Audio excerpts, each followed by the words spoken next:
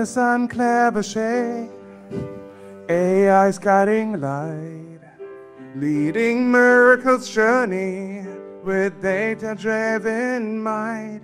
From TGVFs to product visions bold, she's transformed AI stories, both new and old. From 3 small features to one-click dream, building AI products with a seamless stream.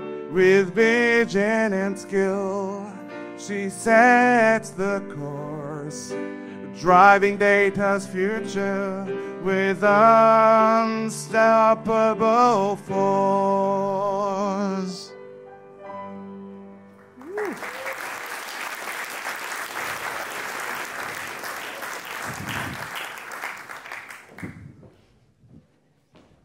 Thanks a lot. So it's going to be 2 new things for me today, a talk and a keynote in English in front of thousands of people, no, hundreds, and also a personalized song. So now you raise the bar for my husband. Next time I'm going to ask him a personalized song for me. So I wanted to go through today the story of GenAI at Mirakl, not so much from a technical point of view, sorry for that, but we can discuss that at the break.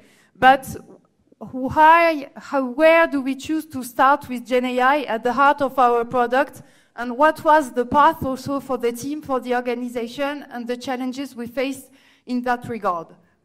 So already introduced the best way, so I will not introduce myself a second time. But at Mirakl, who are we? I think it's really important to get the rest of the talk. So we are a French tech scale-up. So the company has been created more than a decade ago, 12 years ago, by Philippe Corot and Adrian Nussenbaum, building a software that will revolutionize the way we sell online. We all know Amazon and this marketplace model that allows us to find a lot of products, but we wanted to bring this capability to every retailer to face and to create competitiveness in this retail world. So what we are basically doing is we are providing different software solutions to enable retailers like in France, Decathlon, Leroy Merlin, some of the data team may be there, to publish and to enrich the assortment of products they have online by publishing the inventory of some vendors. And so today we have more than 450 customers all around the world. We operate more than 8 billion of GMV, and we have more than 750 employees around the world, in Paris, in Bordeaux, also in France, but also in Boston, and new offices also in Japan, in Tokyo, where our data science manager was 2 weeks ago. Yeah, and so to talk about the marketplace model, so we all face this difficult equation as the consumer or as a retailer, e-commerce player, to have like more products, more offers. But really the equation we try to solve is when you have the visitor that is coming online, how can we help retailers to have the right product, to have the product in stock, and also to have these offers without the logistic issues. So I wanted to tell you today the story of the data team. So I'm spoiling in front of everyone the name. So the name of the data team is Mirakl. No, it was not in some place in the US that the first team with Doge name was created. It was in Paris for the Mirakl team. And I will go through the journey of this team over the past years. So it started before 2020, but the first main use case that was delivered was a catalog auto-mapping, because as we are enabling marketplace and vendors to publish their product listing on the retailer website, the first main use case we have is how can we help them to map automatically their catalog, bringing a file, recognizing automatically the category. So the category you are searching, for example, in fashion, like dress or like pants or stuff like that. And this was really the first step in the AI team. The second one was a customer care intelligence features, that has been delivered really to help to detect the most problematic messages in the customer care. It has allowed to reduce by 90% the number of incidents by avoiding to answer to the seller to the end customer message by first in, first out, or last in, first out, but prioritizing them depending of the sensitivity of the words used into the email. And it was done before GenAI. The second one was automatic recategorization. When you have a category, you know that it's not wrong, alerting that what is the right one. And a big new product, totally powered by AI, as a retail media product that enables, with the same ad model, to bring the possibility for sellers to have sponsored products on e-commerce websites, and also recommendation, as you all know, this kind of algorithm. But it was another step, switching from just AI algorithm to smoothen customer experience or our user experience, to set up and launch a new product where the added value was mainly based on the algorithm. And then, during this time, how were we organized in the team? So it was only a team of 7 to process all these use cases in a few years. And it all starts, obviously, we talked in the previous talk about data engineering. It was how we make this data available to the team. Then after, in terms of organization, we were more like in an AI project mode, where we have one algorithm, one data scientist, and also always we were investing in research topic to be prepared for the next topic that can come up, or really investing time on some trends, some technique to know if we could bring more value in our current algorithm. So if we take the first one, for example, on the categorization, it was really one algorithm, one data scientist that was then connected to one of the product of Mirakl, that was Mirakl platform.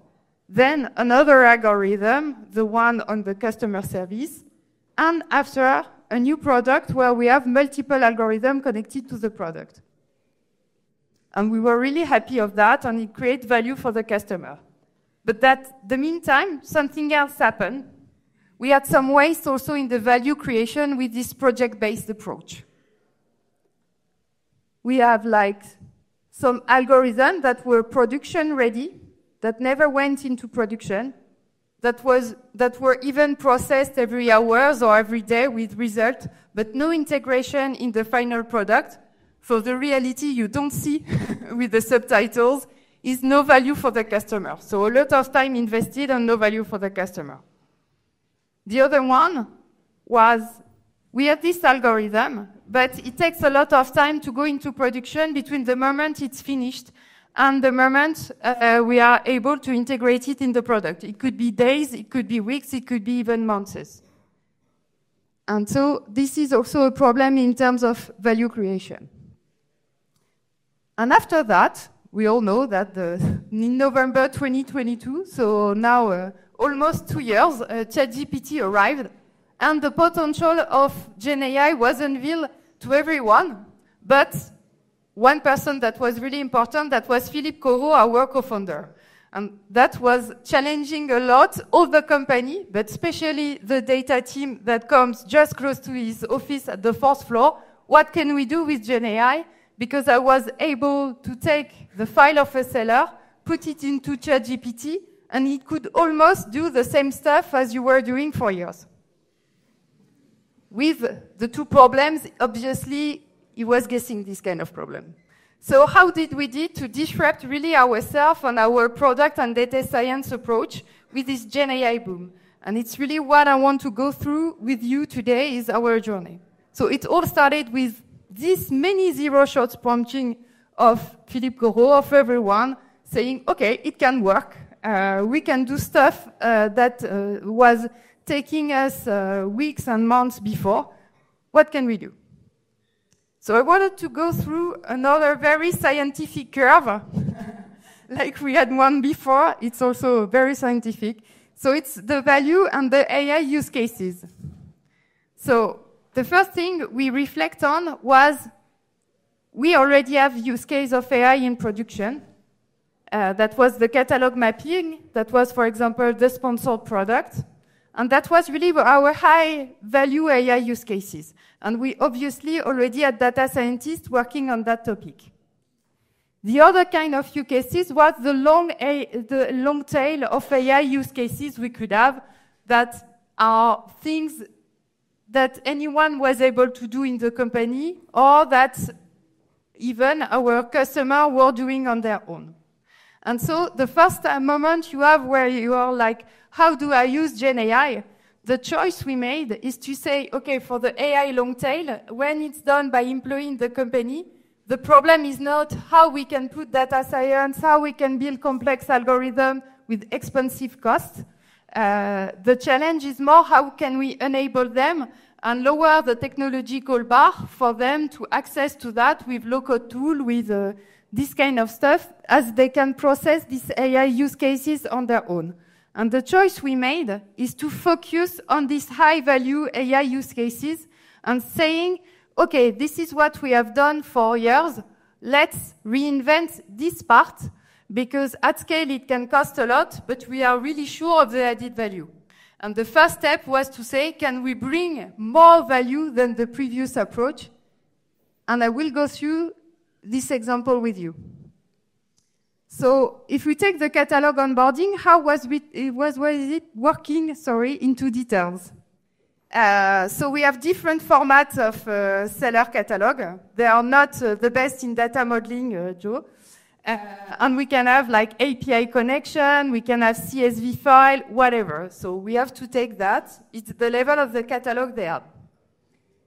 And we have like the marketplace expectation. So the retailer expectation is, please provide me the data in a good format. I expect a brand, I expect a size, a color, a condition. And every retailer, in a way, is like unique because he's calling the brand on his own expectation. He has like different expectation of color. Some of them like the white, other like creamy color. And so we had to deal with that. And so in this world, at the beginning, it was the core of their engineering product. And so we worked a lot on the design and the engineering process to help the retailer to do that, to the seller to do that. And without AI, it was taking 2 weeks of work, and it was 100% manual. He has to map, okay, this category in my catalog is the same as this category for Decathlon or for Leroy Merlin. So the first step, I elaborate a little bit before, but I will go more into detail, was how can we bring AI to assist the user? So this was done before GenAI. Like, as you can see on the slide, on the right part, you have like the different steps, map your category, extract the attributes. So the attributes are important because it's going to be the facet and the filters of the search engine, and doing that step by step. And what we put inside this design and this user journey is we integrate this recommendation AI algorithm before GenAI. So the result, that is high, is that it helped to reduce of 30% the work content, the lead time of the user, because it brings from 15 days to 11 days on average. You can see it now. The number of days of onboarding. So it was good, and it was already really a positive impact. And so with GenAI, we changed totally the paradigm, because what we have done, we say, okay, if you have a CSV file, if you are with an API connection, obviously you don't see it. But if you are with a CSV file, you just drop the file, and automatically we are going to map the category and make the transformation from the category of the seller to the category of the retailer.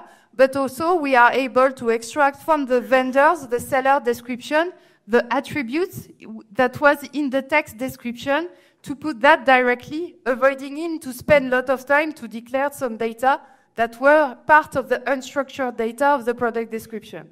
And so the result in terms of lead time decreased drastically from 11 days to 2 hours of onboarding. And behind the scene, the job we have done is we have break down what were the different features, what were the different steps that has to be done. And when we have done that, we just realized that process data, extract data, enrich data, translate data, rewrite data were typically the function where GenAI was really, really good at. And so we did not stop at looking at GenAI as an LLM as a good AI conversational agent.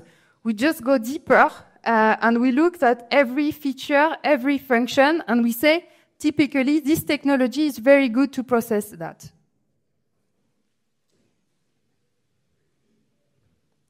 But the thing that was, I would say, more or less the most difficult is we had to change the way we were doing the product process, because we were a company with more than a decade.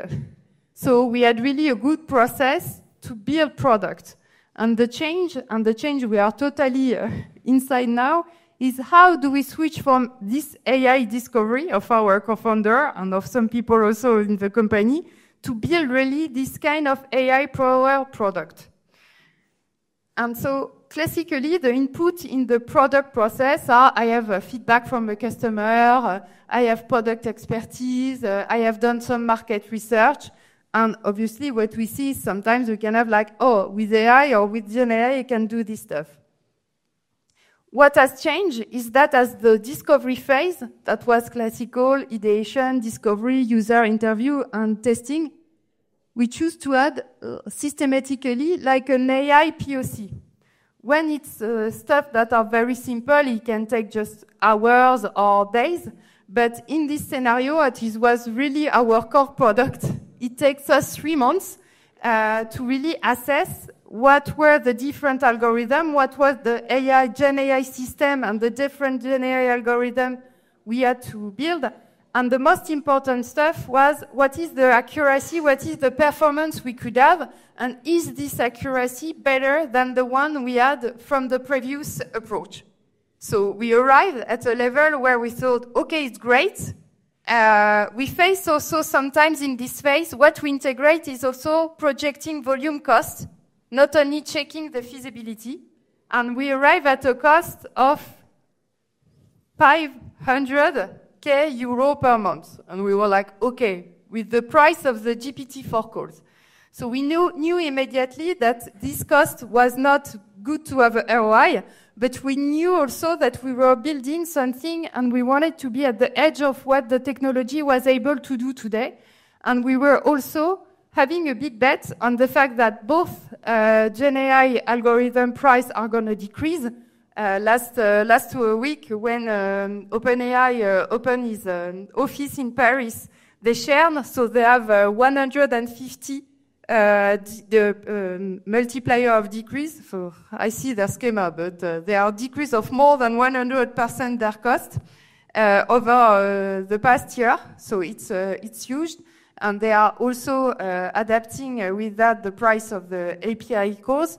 But we knew from the beginning that to create better performance, but also to have sustainable cost for our use case, we had to fine-tune in the second approach. But we choose to go into beta with something with just GPT-4 calls with some customer. We thought that the performance worth the test to go on that. So after, we had the classical design and conception with product and engineering. But we do that, and we are doing that now only as a second step, because it's really important to know what is the performance you can have in your algorithm, to know how you handle it in your journey. Do you need a correction workflow? How do you show the fact that the results are in nature non-deterministic? If you have some samples of data, it really is the discussion with the design and the product, and really arrive with something in the customer journey that is relevant. The build part was maybe the most easiest part, because when you are clear, you can build it. And after, we were doing already a quick iteration of our product. We choose to say, let's go into production with just GPT-4 calls, and it's going to be fine. The the way we confront our product to the user is always to go into beta when it's a big feature.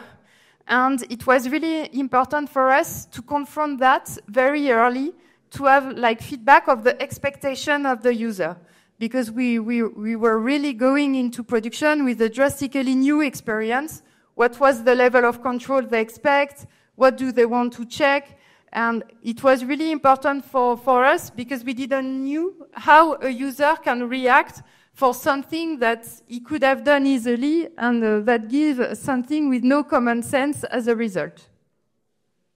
And technologically, yes, we wanted to highlight what were the barriers to be able to adapt either the algorithm or either the journey, but also the most important was to learn from specific cases. We go into beta without any correction workflow, and we realized that it was really important for the sellers because it was a way to check, but he needed to know what were the data he has to modify. And so we built that feature, for example, after the feedback of the beta. We wouldn't have designed it so well because we were not enough specific if we wouldn't have this really specific feedback on the beta. And so after for the GA, now we are in GA, so we are maximizing the feature adoption, but this is only for the general availability that we choose to implement the infrastructure, the target infrastructure, and we choose to fine-tune algorithm with a layering technique, allowing, depending on the file of the seller, to process a smaller algorithm, or if it was totally new and we haven't any data to train the algorithm before, continue to serve it with GPT-4. The idea is always to have the better performance for the user, but it's nonsense to use like big models if we can use smaller one in terms of cost, but also in terms of carbon footprint. And the other aspect was to industrialize the monitoring of the LLM. As it's really core of our product, we needed to see the LLM feature as any engineering feature and allow everyone in the organization to see it in a transparent manner. And after, iterate for sure. And if we go back to our Mirakl team, what happened behind the scene with all this team in the meantime? We face and we choose to have a rapid scale of the team. I saw some people of the Mirakl team that saying, no, she's not able to show these slides. Yes, I am. So in 2020, we had like 7 Doge in the team. We are very proud because most of them are still there today. And to address the other important thing is we choose to focus on the biggest value, but we choose also to take only one. And so we scaled the size of the team to be able to process this GenAI use case. We say we prefer to focus on something, do it very well, and concentrate the scale of the team in order to do that. And now we are 40 in the team with more than circa 20 data scientists in the team, and we are continuing to scale. And behind the scene, what happened is we really switched from the AI project approach more to an AI product-powered organization, considering really that we wanted to create more value for the customer, more value in the product. But as we were not only building algorithms that assisted the user in the product, but more main feature in the product, we adapt the same approach that was in the product team. That was a squad approach to deliver continuously value and to be able to iterate fast and have the capability also to iterate fast after launching into production. So the core of the data platform, we structured a little bit more the team with data engineering and data DevOps also profile to improve the way we serve algorithm. We switch more to a logic after of AI product. We dedicate people in the team to AI research. So we have 2 AI research engineers, as we call them, that when the problem is complex, and we can identify it in the product process, when the problem is complex, we don't know how to solve it, but we know that the starting point is research paper. They start a quarter or 2 quarters before to invest, to look at the theory, to know if it's something we can leverage or not. And after, we have more. So this is the AI squad for Catalog Transformer, the product I described before. They are really concentrated on this, on improving the lead time, improving the quality. And we realized also after, as we had this approach of being agnostic from the product, but being able to connect fast, this AI product is already connected to 2 products of Mirakl, so the platform and also Mirakl Connect. We have another squad for ads. I was describing the product that we had before, where we choose to structure a squad like that. But what was important also for us is realizing that they could build some like AI microservices to have the same spirit. And it's not because it's built in a squad that it has not to be reusable between another squad. So in order to go fast a little bit, so today we have 4 AI squads creating value and connected to the different products that are working like we were adding another squad in the product organization. And this organization allows us to scale after, and so we continue to scale. If we identify that we have a new opportunity of AI product to build, we are scaling another squad with a clear schema about the different profile and the mix of profile we need to have in the team. And so mix of French.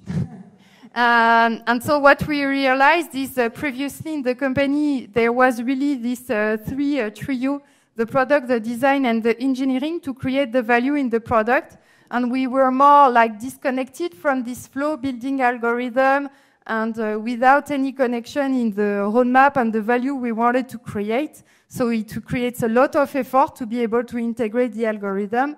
To now we are more in approach like with the Quattro, really building this value inside the product together. Thank you.